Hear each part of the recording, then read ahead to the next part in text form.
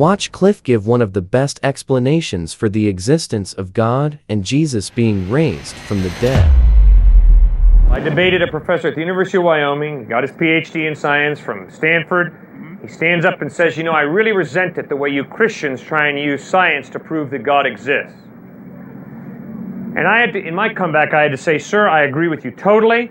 It is totally intellectually dishonest for a Christian to try and use science to prove that God exists. But sir, I asked, would you not have to agree that it is equally dishonest for an atheist to try and use science to disprove God's existence? He said, absolutely correct. I said, fine, then why when I was at Harvard did I have to listen to Harvard freshmen tell me how in biology class Stephen Gould was intimidating their theism with evolution? He said, I feel that Gould should be reprimanded. I agree with him 100%. So do I. Science is a study of process, how the machine works, how the process works. I'm not talking process. I'm talking philosophy. The question, is it more reasonable to believe that behind the intricate process of this cosmos there is an intelligent mind, or is it more plausible to believe behind the incredibly intricate process there's no intelligent mind? It's chance and fate. For me, it's a simple answer. All of my experience in life tells me behind the designed article of clothing, there's a tailor. It didn't come together as a result of a tornado sweeping through a cotton field. It came about as a result of an intelligent tailor. How can I prove that this man has an intelligent mind? I cannot prove it. The reason I believe the man has an intelligent mind is I listen to his articulate speech, I see the way he dresses himself in an orderly fashion, and I conclude between his two handsome ears lies an intelligent mind.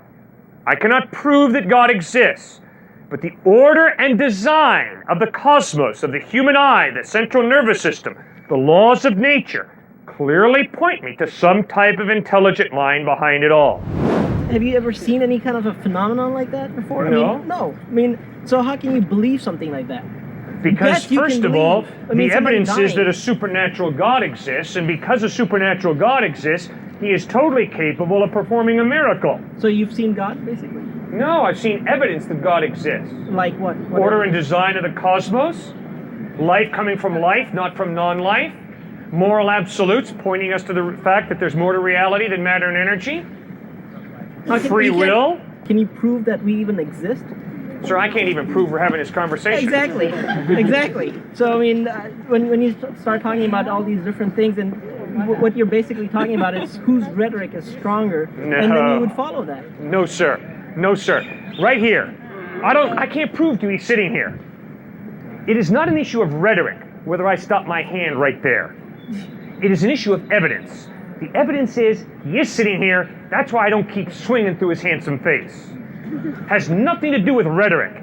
Has to do with evidence that the guy's sitting here. I base my life on evidence. I can't prove to you he's there, but boy, the evidence of my eyesight is he is there. Therefore, I stop when his face begins. But where's the evidence of resurrection? That's historical evidence. The historical evidence found in Matthew, Mark, Luke, and John is that the guy really died on a cross, was really buried, and 3 days later really came alive again. And that's exactly what I'm saying, is that's rhetoric. I'm not saying that. What do you mean that's rhetoric? It is words, yes, well, you do agree on that. Right, and I'm saying that to prove something, in order for them to prove something, they would have to say all these things, and they're doing exactly that. We already agreed upon the fact we can't prove it. anything. So don't use proof. I can't use proof. Okay, but I'm talking about evidence that they're saying, and I'm saying proof because that's what they're using. Because I'm saying that they're using rhetoric for people to believe in these things, and to believe in Jesus. And belief is irrational. So it could be. No, belief is not irrational. It doesn't have to be irrational. It can be irrational. But if your belief is based on solid evidence, that's not an irrational belief. But then it's not belief. Yes, it is belief. If it's solid evidence, then it's concrete. There's no belief in it. Prove to me the University of Texas is going to grant you a diploma on your day of graduation. Prove to me UT's not going to say, hey, let's break tradition. No diplomas this year. It is possible. Prove to me that you're going to get to heaven even if you do all the things that I can't Bible prove says. it. Then there we go. So that's rhetoric. But there's there's evidence that UT is a reliable institution of higher learning. Based on that evidence, you pay a big tuition, you study hard to get a diploma. That's belief. Yep. And that belief is based on evidence. You don't prove UT is going to give you a diploma. The evidence is, if you complete the course of study, if you pay your tuition, they'll give you a diploma. So you have belief. Prove to me your roommate's not going to stick a knife in your back tonight. You can't prove it. Prove to me that your closest friend is not going to stick a knife in your back tomorrow. I can't. Exactly. And I don't have a belief in that, though. You don't. I'm certainly, I expect anybody to stab me in the back. True, yes. And I'm from New York, too, so I'm sure you believe that, too, right? Well, I think... Or you know that, I should say. Although I cannot prove to you that my best friend is not going to stick a knife in my back, there's a lot of evidence that my best friend is not going to stick a knife in my back. That's why when I see my best friend on Wednesday, I'm not going to check her pockets and purse to find out if she got a knife in there. Okay. That's belief, sir.